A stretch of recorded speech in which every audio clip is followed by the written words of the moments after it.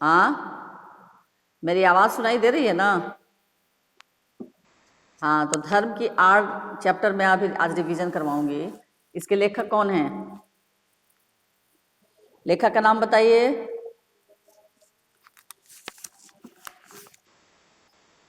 हाँ, गणेश शंकर विद्यार्थी। सबसे पहले लेखक का परिचय देते हैं। लेखक का जन्म 1891 में मध्य प्रदेश के ग्वालियर शहर में गणेश शंकर विद्यार्थी का जन्म हुआ था। एंट्रेंस तक की पढ़ाई करने के बाद उन्होंने कानपुर करेंसी दफ्तर में नौकरी की और इसके बाद सन 1921 में प्रताप साप्ताहिक अखबार निकालना शुरू किया। आचार्य महावीर प्रसाद द्विवेदी उनके साहित्यिक गुरु थे, यानी साहित्य के प्रति। किनकी आवाज आ रही है? मोबाइल अपना ऑफ रखिए, माइक। इनका अधिकतर जीवन जेल में बीता एवं इन्हें जेल में डालने के बाद भी अंग्रेजी सरकार संतुष्ट नहीं होती थी, वरन वह तो उनका अखबार भी बंद करवाना चाहती थी। ये बताइए, किसी भी व्यक्ति का अखबार बंद करवा देना, ये अंग्रेज इससे क्या उनका पता चलता था कि वो किसी भारतीय के अखबार को बंद करवा देना चाहते थे, बंद करवा देते थे? इसके पीछे उनको किस बात का डर था? अंग्रेजों को क्यों बंद करवा देते थे? कोई बता सकता है? कोई बच्चा?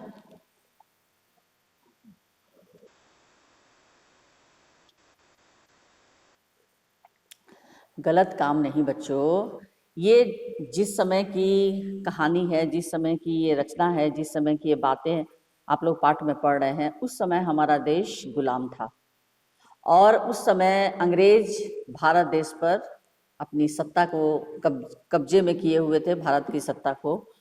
और वो जो चाहते थे अपनी मनमानी करते थे। और कुछ देशभक्त, कुछ कवि हुआ करते थे, कुछ लेखक थे, कुछ देशभक्त थे, तो ये लोग समय समय पर समाचार पत्रों के द्वारा, अपनी रचनाओं के द्वारा, कहानियों के माध्यम से भारतीय जनता के मन में आज़ादी की चेतना जागृत करना चाहते थे। और वो चाहते थे कि सारी जनता अंग्रेजों का विरोध करे और किसी तरह अंग्रेजों को इस देश से भगा देने में भारतीय लोग, भारत के लोग जो हैं वो सफल हो जाएं।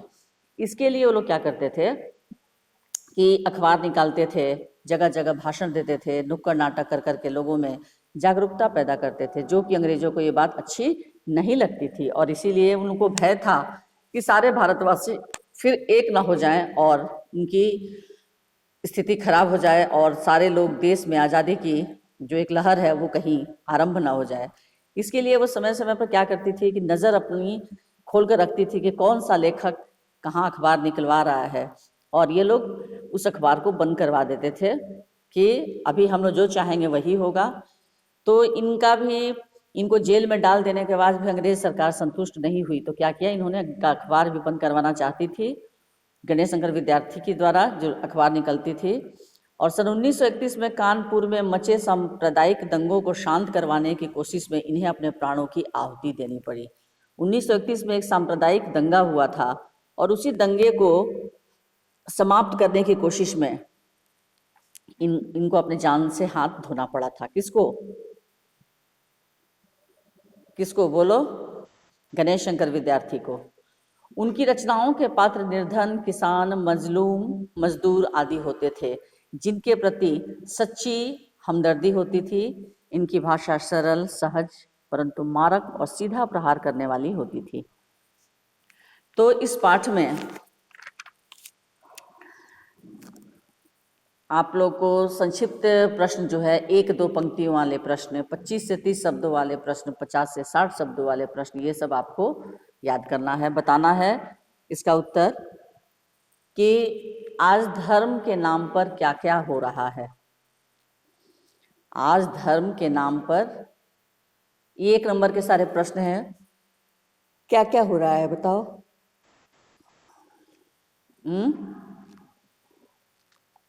कोई भी एक बच्चा बताओ। दीक्षा, कुमारी श्रुति, अरसलान, चुप क्यों बैठे रहते हो सब लोग? बोलो। अभिमन्यु, सुहानी, अंबर, मिनेश, चलो बताओ, देख कर ही बोलो। नहीं याद है तो कम से कम मैंने लिखवाया है ना आप लोगों को, क्वेश्चन से लिखवा दिया था मैंने। हाँ वरना, अरे बोलते क्यों नहीं हो तुम लोग?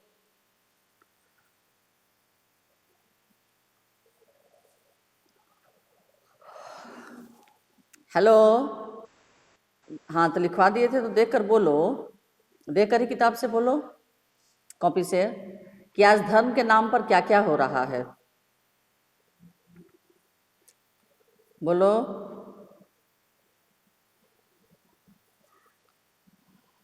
देख कर भी नहीं बोलने आ रहा है? देख कर भी बोलने नहीं आ रहा है? हाँ बोलो।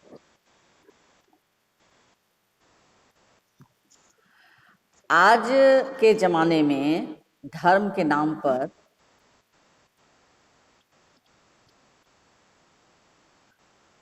सांप्रदायिक, धर्म के नाम पर सांप्रदायिक दंगे किए हो रहे हैं, जिद की जाती है और लोगों को एक दूसरे के प्रति घृणा या नफरत की भावना रखनी सिखाई जाती है।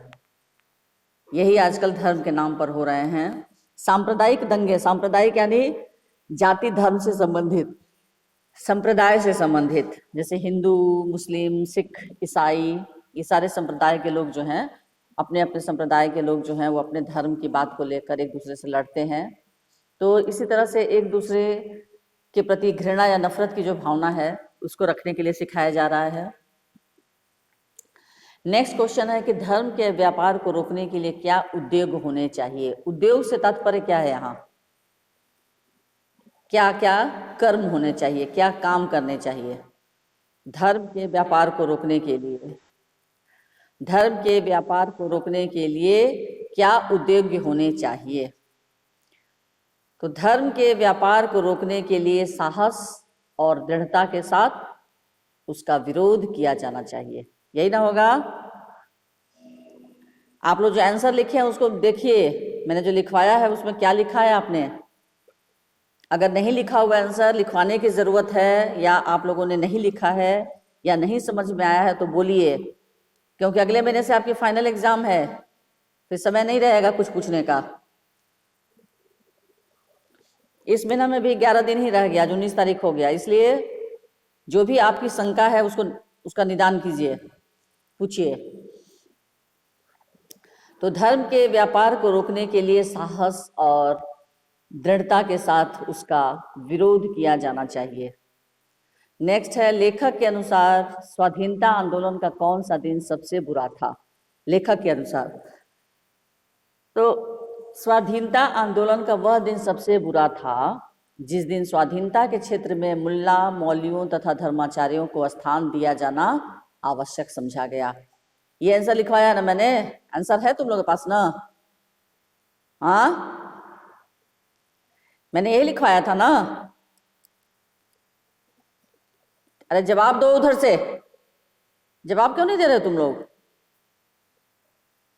हेलो हेलो, अरे जवाब दो। हाँ तो फिर तुम लोग इतना देर क्यों लगाते हो बोलने में? स्वाधीनता आंदोलन का वह दिन सबसे बुरा था जिस दिन स्वाधीनता के क्षेत्र में मुल्ला, मौलवियों तथा धर्माचार्यों को स्थान दिया जाना आवश्यक समझा गया था। नेक्स्ट क्वेश्चन है कि साधारण से साधारण आदमी तक के दिल में क्या बात अच्छी तरह घर कर बैठी है? साधारण से साधारण आदमी तक के दिल में यह बात अच्छी तरह घर कर बैठी है कि धर्म और ईमान के नाम पर अपने प्राण तक दे देना बिल्कुल उचित है। यानी साधारण आदमी को यह बात पता है कि धर्म और ईमान के लिए अपना जान दे देना चाहिए, या आवश्यकता पड़े तो जान ले लेनी चाहिए। नेक्स्ट है कि धर्म के स्पष्ट चिन्ह क्या हैं? शुद्धाचरण एवं सदाचार, ये दो चीजें जो है वो धर्म के स्पष्ट चिन्ह हैं, शुद्धाचरण एवं सदाचार। एक नंबर का सारा प्रश्न क्लियर हुआ? आप लोगों के पास लिखा हुआ है ना? हाँ हेलो, ये एक नंबर वाले प्रश्न क्लियर हुआ या नहीं? हेलो, बोलो बच्चों। नेक्स्ट नेक्स्ट नेक्स्ट क्वेश्चन जो है ये आप लोग का 25 से 30 शब्दों में है कि चलते पुर्जे लोग धर्म के नाम पर क्या करते हैं। चलते पुर्जे लोग धर्म के नाम पर क्या करते हैं। तो चलते पुर्जे लोग धर्म के नाम पर कुछ अनपढ़ और मूर्ख लोगों की शक्तियों एवं उत्साह का दुरुपयोग कर अपने स्वार्थ की पूर्ति करते हैं, जिससे उनका नेतृत्व एवं सत्ता बनी रहे। यानी चलते पुर्जे लोग धर्म के नाम पर कुछ अनपढ़ और मूर्ख लोगों की शक्तियों एवं उत्साह का दुरुपयोग कर अपने स्वार्थ की पूर्ति करते हैं, जिससे उनका नेतृत्व एवं सत्ता बनी रहे। नेक्स्ट क्वेश्चन है, चालाक लोग साधारण आदमी की किस अवस्था का लाभ उठाते हैं। चालाक लोग साधारण आदमी की धर्म के प्रति अटूट आस्था का लाभ उठाते हैं। वे अपने स्वार्थों की पूर्ति के लिए ऐसे आस्थावान धार्मिक लोगों को मरने मारने के लिए छोड़ देते हैं। ठीक है, चालाक लोग साधारण आदमी की किस अवस्था का लाभ उठाते हैं। ये समझ में आया। चालाक लोग साधारण आदमी के धर्म के प्रति अटूट आस्था का लाभ उठाते हैं। वे अपने स्वार्थों की पूर्ति के लिए ऐसे आस्थावान धार्मिक लोगों को मरने मारने के लिए छोड़ देते हैं। आया आंसर समझ में? क्लियर। नेक्स्ट, आने वाला समय किस प्रकार के धर्म को नहीं टिकने देगा। यानी जो अभी समय आने वाला है, तो ये जो समय जो अब आएगा वो किस तरह के धर्म को नहीं टिकने देगा। तो आने वाला समय उन पाखंडियों और ढोंगियों के धर्म को नहीं टिकने देगा जो पंच वक्ता नमाज, जो 5 बार नमाज अदा करते हैं और जो 2-2 घंटे पूजा पाठ करने के पश्चात दिन भर बेईमानी करते फिरते हैं और धर्म के प्रति दिखावा मात्र करके लोगों को आपस में लड़वाते हैं। यानी आने वाले समय में लोगों को बेवकूफ बनाना उतना आसान नहीं रहेगा।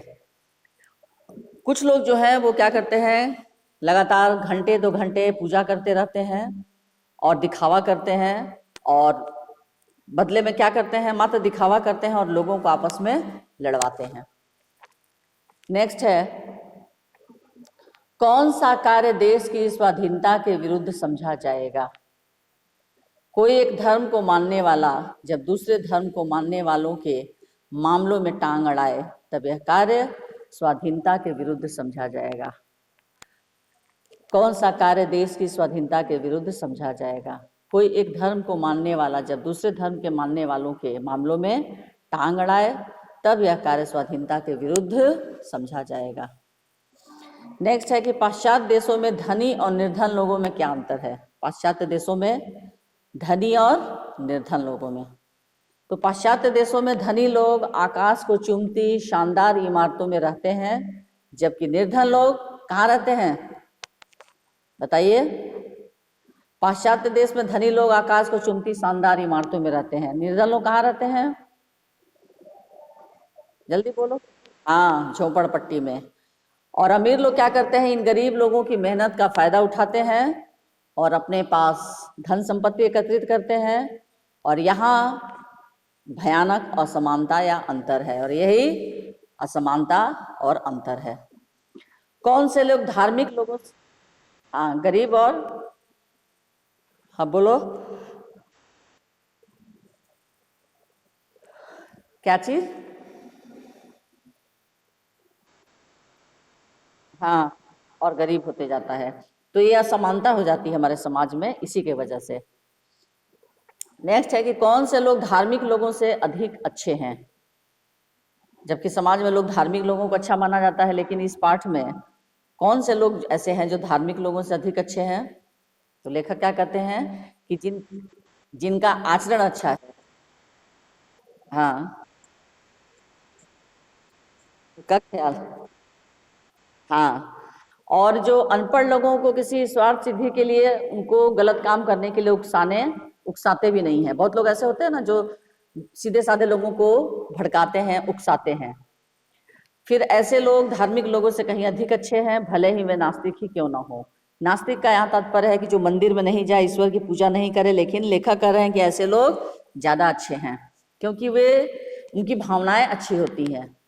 अब दिन रात मंदिर में पूजा पाठ कर रहे हैं, लेकिन भावनाएं यदि गलत हैं तो लेखक का कहना है कि फिर इस तरह की भावनाओं को लेकर और धार्मिक लोग जो है बहुत दिनों तक किसी के सामने नहीं टिक सकते।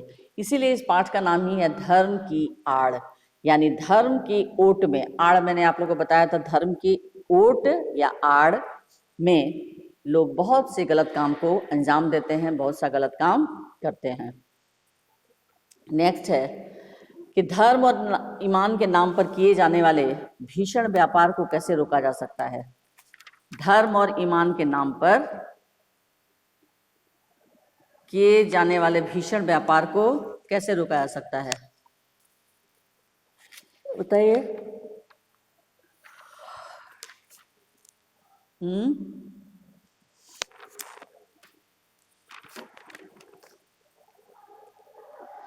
धर्म और ईमान के नाम पर किए जाने वाले भीषण व्यापार को साहस और दृढ़ता के साथ रोका जाना चाहिए। साथ ही अनपढ़ और मूर्ख लोगों में यह समझ पैदा करनी चाहिए कि वे किसी के बहकावे में न आएं और धर्म के मूल तत्वों के बारे में जानें। यानी धर्म के आड़ पाठ में भीषण व्यापार किसे कहा गया है, और भारतवर्ष में अगर यह व्यापार न रुका तो क्या होगा और इसे कैसे रोका जा सकता है। ये प्रश्न भी मैंने आप लोगों को लिखवाया है, ठीक है। तो धर्म के नाम पर शोषण किया जा रहा है तथा कलह एवं भटकाव को बढ़ावा दिया जा रहा है। कुछ धूर्त लेकिन चालाक चलते पुर्जे लोग अज्ञानी व सीधे साधे जन समूह की शक्ति तथा उत्साह का दुरुपयोग कर रहे हैं। वे इस जन समूह को भड़काते रहते हैं, उनसे अपने स्वार्थ सिद्धि करते रहते हैं। इस प्रकार वे अपने नेतृत्व तथा बड़प्पन दोनों को बचाए रखते हैं। साधारण व्यक्ति धर्म का सही अर्थ नहीं जानते, वे लकीर पीटते रहते हैं और धूर्तों के बहकावे में आकर दुख भोगते रहते हैं तथा शोषण के शिकार होते रहते हैं। उनकी स्थिति से चालाक लोग फायदा उठाते हैं। ये करोड़ों आदमियों की शक्तियों का दुरुपयोग करते रहते हैं। इनकी बुद्धि पर पर्दा डालकर इन्हें आपस में ही लड़वाते हैं और कभी एकजुट नहीं होने देते। तो धर्म तथा ईमान के नाम पर किए जाने वाले इस भीषण व्यापार को रोकने के लिए साहस तथा दृढ़ता के साथ प्रयास किया जाना चाहिए, और यदि ऐसा न किया गया तो आपसी कलह निरंतर बढ़ती जाएगी। आया समझ में? हाँ। नेक्स्ट क्वेश्चन है, बुद्धि पर मार के संबंध में लेखक के क्या विचार हैं। बुद्धि पर मार, इसका क्या अर्थ होगा, कोई बताओ मुझे। बताओ बताओ, बुद्धि पर मार।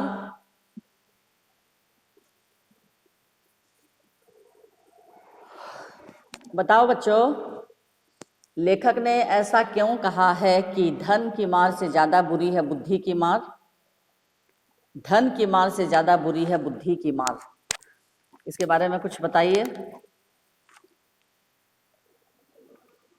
बताओ बच्चों, मैं तो बोल रही हूँ, देख कर ही बोलो। बुद्धि पर मार के संबंध में लेखक के क्या विचार हैं, इसको क्लियर करो।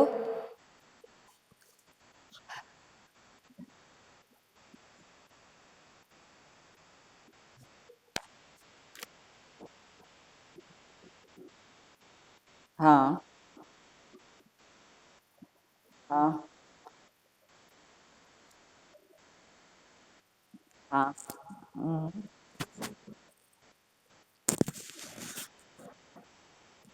हाँ,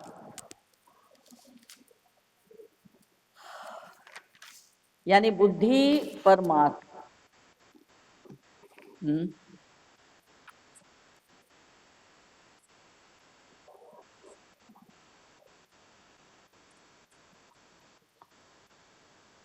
हाँ, ये सारी बातें सही है। हाँ बोलो।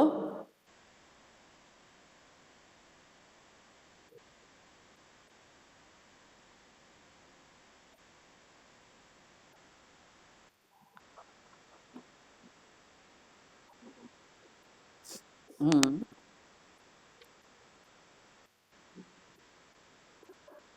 हाँ। हम्म, ठीक है, गुड, गुड आंसर।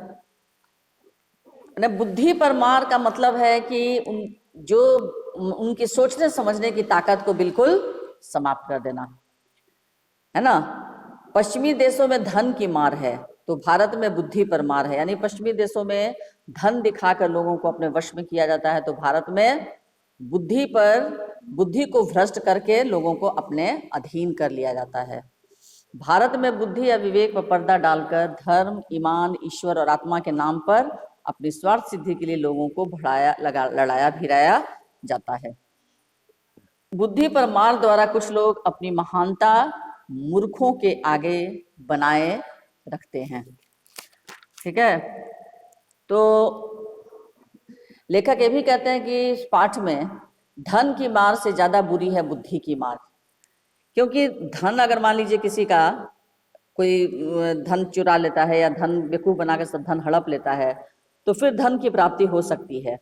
लेकिन अगर किसी की बुद्धि एक बार भ्रष्ट हो जाती है तो फिर दोबारा उसकी बुद्धि को सुधारना बड़ा कठिन होता है। तो यहाँ लेखक कह रहे हैं कि धर्म की आर पाठ में लेखक ने स्पष्ट रूप से कहा है कि धन की मार से ज्यादा बुरी है बुद्धि की मार, क्योंकि आर्थिक शोषण से अधिक खराब एवं खतरनाक होता है मानसिक शोषण। आर्थिक स्तर पर होने वाले शोषण से व्यक्ति के व्यक्तित्व का बाहरी पक्ष दुष्प्रभावित होता है, लेकिन उसकी आत्मा स्वच्छ बनी रहती है। इसके विपरीत मानसिक शोषण व्यक्ति के आंतरिक पक्ष को दुष्प्रभावित करता है। व्यक्ति का मस्तिष्क एवं उसकी आत्मा दोनों की स्थिति दयनीय हो जाती है। व्यक्ति अपने विवेक को खो देता है तथा अत्यंत निम्न स्तर की अमानवीय गतिविधियों में लिप्त हो जाता है। अमीरों द्वारा गरीबों का शोषण किए जाने को लेखक बुरा मानता है। जैसे अमीर लोग क्या करते हैं, गरीबों का शोषण करते हैं, जिस चीज को लेखक बुरा मानता है।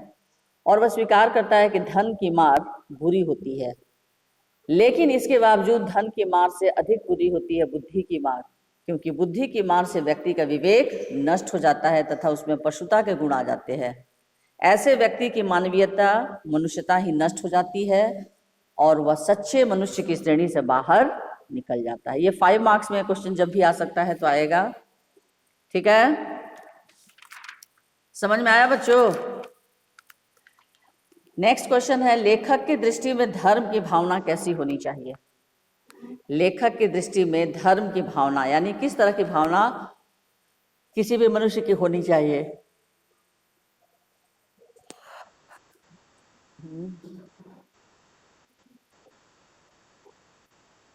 हम्म,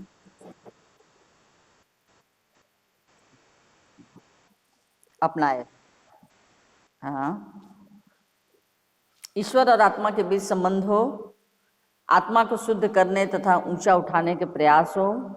यदि कोई दूसरे के धर्म में टांग अड़ाए तो उसे स्वाधीनता के विरुद्ध समझा जाना चाहिए। क्योंकि 5 अंक में यदि प्रश्न आएगा तो इसको आपको थोड़ा बड़ा करके लिखना होगा, और 3 अंक में आए तब तो थोड़ा छोटा ही लिखेंगे। धर्म, लेखक की दृष्टि में धर्म की भावना कैसी होनी चाहिए? तो लेखक के विचार से धर्म का जो संबंध है वो मानव समाज में व्यक्तियों द्वारा किए जाने वाले शुद्ध आचरणों से अपने कर्तव्यों का समुचित पालन करने से है। अच्छा, और गांधी जी का धर्म के बारे में क्या विचार था बताओ? धर्म के संबंध में गांधी जी के विचारों पर।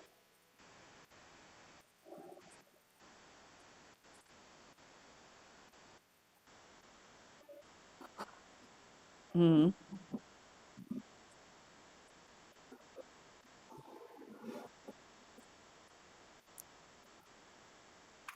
हम्म,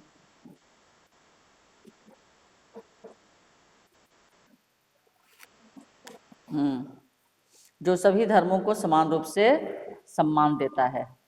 महात्मा गांधी यही मानते थे कि धर्म जो है वो ऊंचा और उदार तत्वों का होना चाहिए। वे सभी धर्मों को समान रूप से सम्मान देते थे और वास्तव में यही मानवीयता का धर्म है। यानी सब धर्म में एक ही बात लिखी गई है, तो हर एक व्यक्ति को दूसरे के धर्म का सम्मान करना चाहिए। जब हम दूसरों के धर्म के सम्मान करेंगे, इज्जत करेंगे, तो दूसरा भी हमारे धर्म को समझेगा और उसकी इज्जत करेगा। सबके कल्याण हेतु अपने आचरण को सुधारना क्यों आवश्यक है? सबके कल्याण हेतु।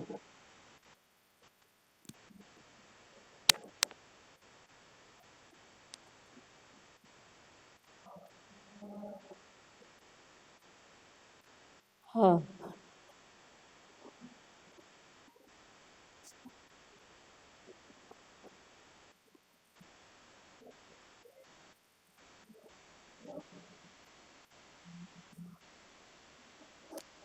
हम्म।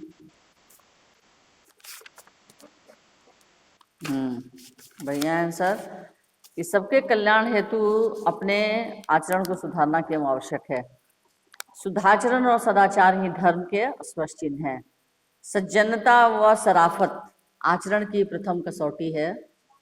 सबके कल्याण एवं सामाजिक हित के लिए आचरण को सुधारना बेहद आवश्यक है, क्योंकि यदि आचरण में सुधार नहीं होगा तो इससे दूसरों लोगों की स्वतंत्रता और हनन तथा अराजकता को बढ़ावा मिलेगा।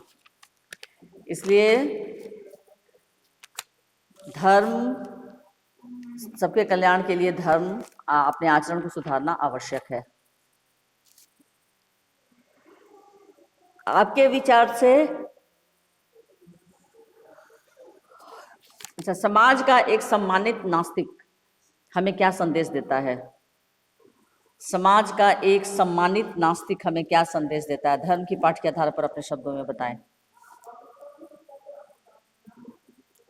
समाज का एक सम्मानित नास्तिक हमें क्या संदेश देता है? बोलो। नहीं पता? अच्छा, बता रही हूं मैं। धर्म की आड़ पाठ के अनुसार समाज का एक सम्मानित नास्तिक व्यक्ति तथाकथित धार्मिक कहे जाने वाले अनेक व्यक्तियों की अपेक्षा अधिक अच्छा एवं ऊंचा है, जिसका आचरण अच्छा है, जो मनुष्य की गरिमा को महत्व देता है, जो मानवीय मूल्यों में विश्वास करता है और उसे प्रत्येक स्थिति में स्थापित करता है। एक नास्तिक व्यक्ति किसी भी धार्मिक व्यक्ति से अधिक बेहतर है। यदि वह दूसरों के सुख दुख का ख्याल रखता है तो अपने हितों की पूर्ति के लिए किसी अनपढ़ या भोले भाले व्यक्ति को उकसाता नहीं है। समाज का एक सम्मानित नास्तिक व्यक्ति हमें यह संदेश देता है कि मनुष्यता के मूल्यों को बनाए रखना सर्वाधिक महत्वपूर्ण है। मानवीय मूल्यों को स्थापित करना तथा उन मूल्यों को बनाए रखना धर्म के आडंबरों को मानने की अपेक्षा अधिक अर्थपूर्ण है। समाज के सदस्यों का कल्याण करना एवं अधिकांश सदस्यों के हितों की चिंता करना ही धर्म का मूल उद्देश्य है। कोई भी धर्म लोगों के बीच असमानता या विषमता को बढ़ावा नहीं देता। आपसी भाईचारे एवं प्रेम को उच्च स्तर तक पहुंचाने तथा मानव मनुष्य मात्र के लिए सदैव काम आने का संदेश एक सम्मानित नास्तिक व्यक्ति द्वारा किया जाता है, और यही धर्म का मूल उद्देश्य है। धर्म का सच्चा बोध किस प्रकार हमारे जीवन को उच्च तथा सदाचारी बना सकता है?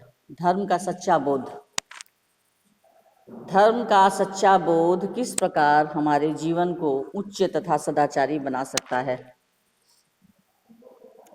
धर्म का संबंध सीधे सीधे आत्मा तथा परमात्मा अर्थात ईश्वर से है। यह हमें स्वच्छ आचरण निर्माण के लिए प्रेरित करता है। एक स्वच्छ आचरण का व्यक्ति हर जगह अपनी स्वच्छता की एक अमिट छाप छोड़ता है। धर्म का सच्चा बोध हमारे मन में प्रेम और सहिष्णुता, परोपकारिता, अहिंसा और ईमानदारी के बीज बोता है, जो विश्व के किसी भी हिस्से में स्थित समाज के लिए महत्वपूर्ण है। इससे जन कल्याण का भाव मन के अंदर आता है। साथ ही साथ ईर्ष्या भाव व लोभ सदा के लिए समाप्त हो जाता है। इस प्रकार मानव धर्म को समझने वाला एक व्यक्ति देखते ही देखते सर्वप्रिय हो जाता है, क्योंकि सभी उससे प्रेम करने लगते हैं। सबके प्रति सहानुभूति एवं मदद की भावना तथा आपसी प्रेम में निरंतर वृद्धि मानव के जीवन पथ को आसान बना देती है। ऐसी स्थिति में मानव जीवन के सही मूल्यों तथा अर्थवत्ता को परखा जा सकता है। वे सब साथ मिलकर एक सच्चे समाज के अभिन्न अंग बन जाते हैं, जो जीवन को सच्चा अर्थ प्रदान करते हैं। तो इस तरह से ये 2-4 क्वेश्चन हैं जो धर्म से संबंधित हैं। ठीक है, इसका शब्दार्थ भी आप लोग कर लेंगे। ओके, और कौन सा चैप्टर पद्य में पढ़ाऊं बताइए? पद्य में ये तो गद्य हुआ। पद्य में बताइए।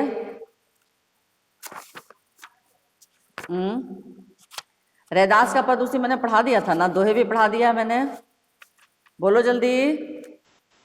दोहा भी हो गया है रैदास के, हाँ पद भी हो गया है। अब कौन सा चैप्टर बाकी है पद में? आदमी नामा, गुड। अच्छा, आदमी नामा कविता जो है ये किसकी रचना है?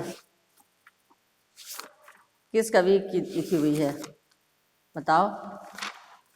इसके कौन है कवि? आदमी ना, नजीर अकबराबादी। नजीर अकबराबादी इस आदमी नामा कविता के। ये चैप्टर डिलीट नहीं हुआ है बेटा,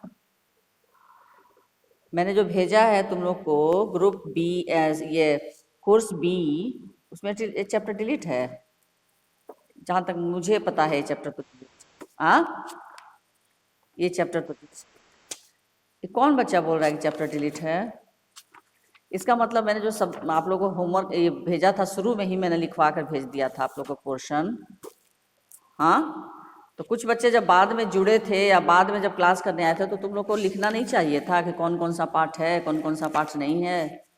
मैं लिखित भी भेज दी थी, लिखवा भी दी थी तुम लोगों को, और कोर्स बी का मैंने पीडीएफ भी भेज दिया था कि कौन कौन से पाठ हटा दिए गए हैं। हाँ, अभी तक तुम लोग को यही क्लियर नहीं हुआ है कि आदमी नामा कविता है या हटा दिया गया है? बताओ बाकी बच्चे बताओ। हाँ हाँ, तब जिन बच्चों को जानकारी नहीं है वो कहेंगे कि मैडम हटा दिया गया है। हाँ, गद्य में कौन कौन सा पाठ है? फिर से एक बार रिमाइंडर कीजिए, आप लोग अपनी अपनी किताब के पास लिखिए पेंसिल से, राइट का निशान लगाकर ब्रैकेट में लिख लीजिए, पढ़ना है। सबसे पहले गद्य में धूल पाठ है या नहीं है? धूल है?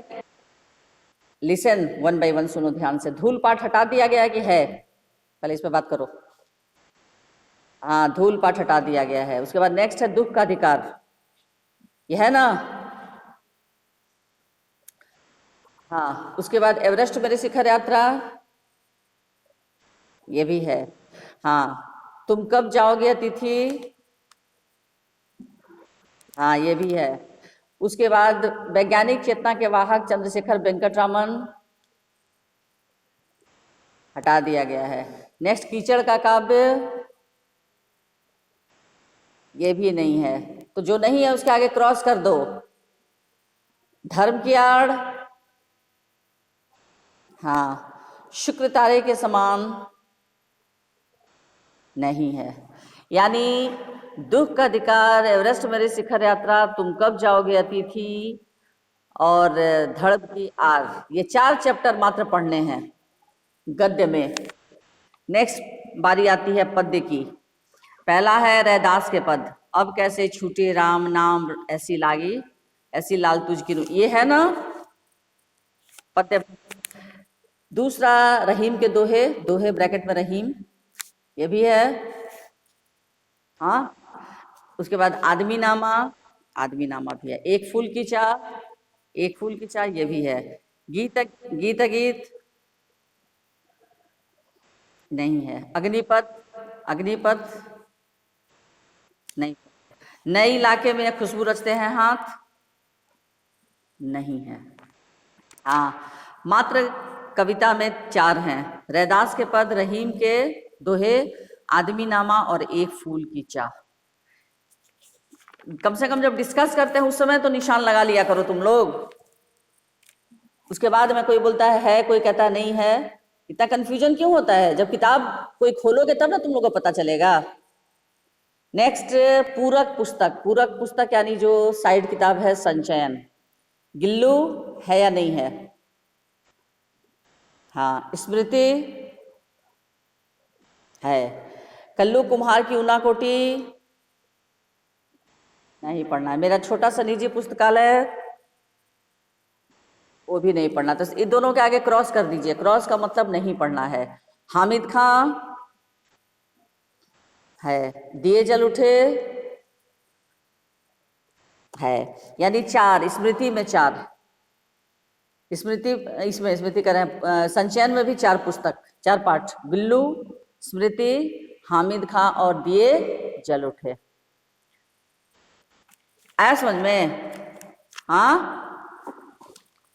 उसके बाद राइटिंग सेक्शन, राइटिंग सेक्शन यानी जो आपका ये जो होता है लेखन, लेखन में सबसे पहला क्या है बताओ?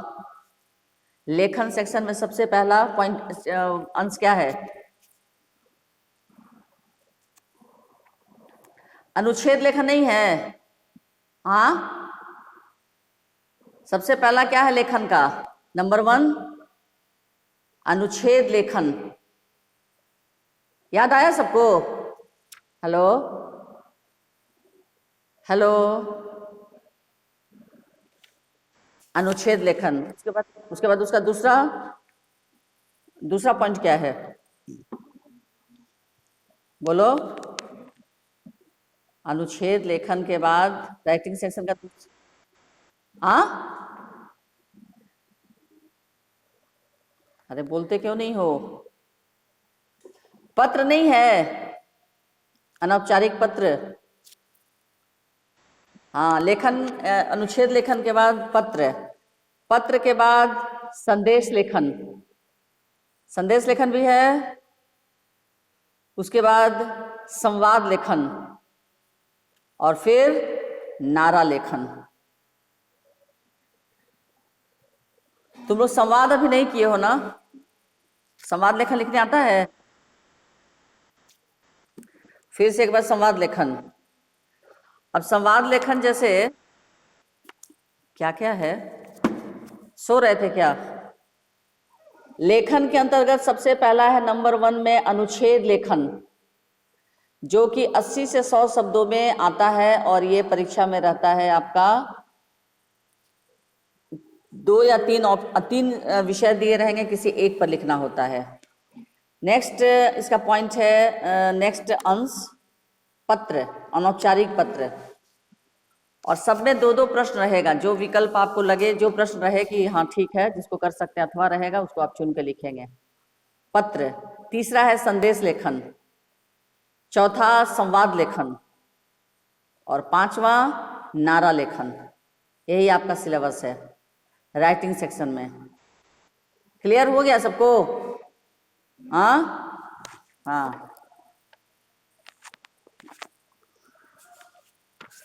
तो इस तरह से ये आपका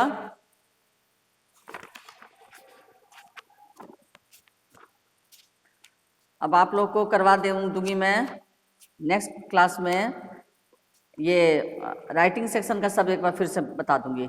अनुच्छेद लेखन में कैसे लिखना होता है, पत्र लेखन में कैसे लिखना होता है, ठीक है? संवाद लेखन में किस तरह से संवाद लिखा जाता है, इसकी जानकारी होनी चाहिए, ठीक है? संवाद लेखन में भी संवाद जो है छोटा और संक्षिप्त होना चाहिए। संवाद की भाषा स्पष्ट और पात्रों के अनुकूल होनी चाहिए। संवाद रोचक और सरल होने चाहिए। संवादों में स्वाभाविकता होना चाहिए। संवाद जो है घटना, परिस्थिति व समय के अनुकूल होने चाहिए। संवाद का प्रत्येक वाक्य जो है वो विषय से जुड़ा होना चाहिए। ऐसा ना लगे कि संवाद का विषय कुछ और है, संवाद कुछ और चल रहा है। संवाद का प्रत्येक वाक्य जो है विषय से जुड़ा होना चाहिए। और संवाद लिखते समय उपयुक्त विराम चिन्हों का उचित प्रयोग अवश्य होना चाहिए। पात्रों के मनोभावों को कोष्ठकों में लिखना चाहिए। संवाद लेखन में पात्र के जो भाव है वो कोष्ठक ब्रैकेट में लिखना चाहिए, ठीक है? तो इस तरह से ये संवाद। अब जैसे 2 अध्यापिकाओं के बीच आपसी वार्तालाप, ये वार्तालाप मतलब ये संवाद ही है। पहली शिक्षिका है, जैसे नाम कोई भी काल्पनिक तुम लोग लिख लोगे। जैसे पहली शिक्षिका का यहाँ नाम दिया है अनीता और दूसरी शिक्षिका का नाम है उषा। अनीता, उषा, क्या बात है, बहुत दिनों बाद लाइब्रेरी में आना हुआ। तो उषा जो शिक्षिका है वो जवाब दे रही है, क्या करूं, प्रथम इकाई परीक्षा प्रश्न पत्र बनाने में व्यस्त होने के कारण यहाँ आने का समय ही नहीं मिला। अनीता, तुम्हारे पास हिंदी की कक्षा 9वीं या 10वीं की 2 किताबें थीं। यदि तुमने काम कर लिया हो तो उन्हें वापस कर देना। उषा, हाँ, मैंने 9वीं की किताबों में से जो नोट करना था कर लिया, बस 1-2 दिन में लौटा दूंगी। अनीता, अच्छा ठीक है, रख लो, पर कोशिश करना जल्दी लौटा देना। उषा, 9वीं वाली पुस्तक मैं सोमवार को जरूर दे दूंगी। अनीता, उषा, लाइब्रेरी में हिंदी व्याकरण की नई पुस्तकें आई हैं, जब भी तुम्हारे पास समय हो तो देख लेना। उषा, अनीता, बहुत अच्छा किया, मुझे व्याकरण की किताब चाहिए थी। क्या मैं यह वाली किताब 2-3 दिन के लिए ले जा सकती हूँ? अनीता, मैं पहले इन किताबों की जानकारी रजिस्टर में दर्ज कर लूँ, फिर तुम ले लेना। उषा, ठीक है, मेरा 7वां कालांश किसी भी कक्षा में नहीं है, क्या मैं उस समय आ जाऊं? अनीता, हाँ, तुम उस समय आकर वह किताब ले लेना, तभी घंटी बजती है।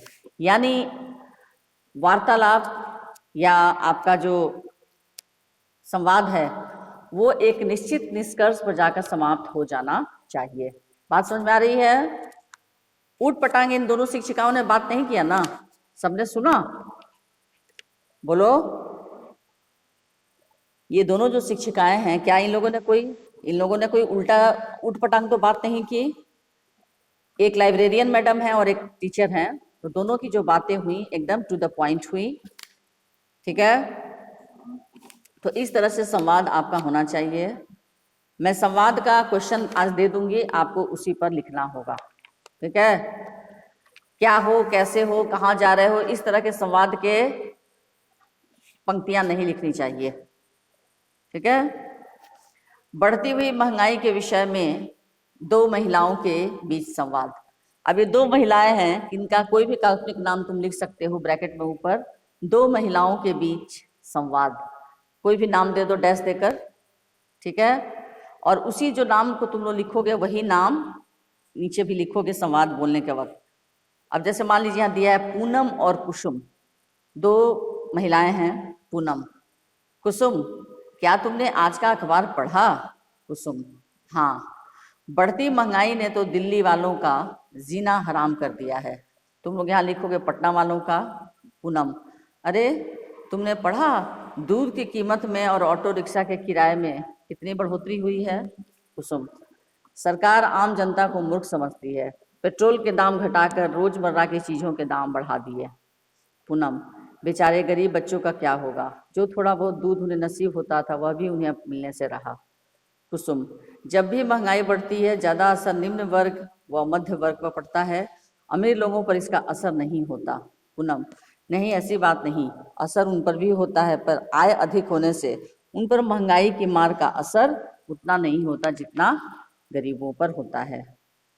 कुसुम, ऑटो वाले पहले भी मनमानी करते थे, अब भी करेंगे, लेकिन सरकार को रोजमर्रा की चीजों के दाम ज्यादा नहीं बढ़ाने चाहिए। पूनम, हाँ, मैं तुम्हारी बात से बिल्कुल सहमत हूँ। इधर सरकार गरीबी हटाओ के नारे लगाती है, उधर महंगाई बढ़ाती है, ऐसे में आम जनता करे भी तो क्या? कुसुम, हालत यही रही तो आम आदमी का दिल्ली में रहना भी मुश्किल हो जाएगा। पूनम, हाँ, बिल्कुल सही कह रही हो। अच्छा, मैं चलती हूँ, बच्चों की बस का समय हो गया है। कुसुम, ठीक है। तो इस तरह से ये 2 महिलाओं के बीच बढ़ती हुई महंगाई को लेकर, समझ में आया? हेलो, समझ में आया तुम लोगों को किस तरह से संवाद लिखना है? हाँ, बोलो। हाँ,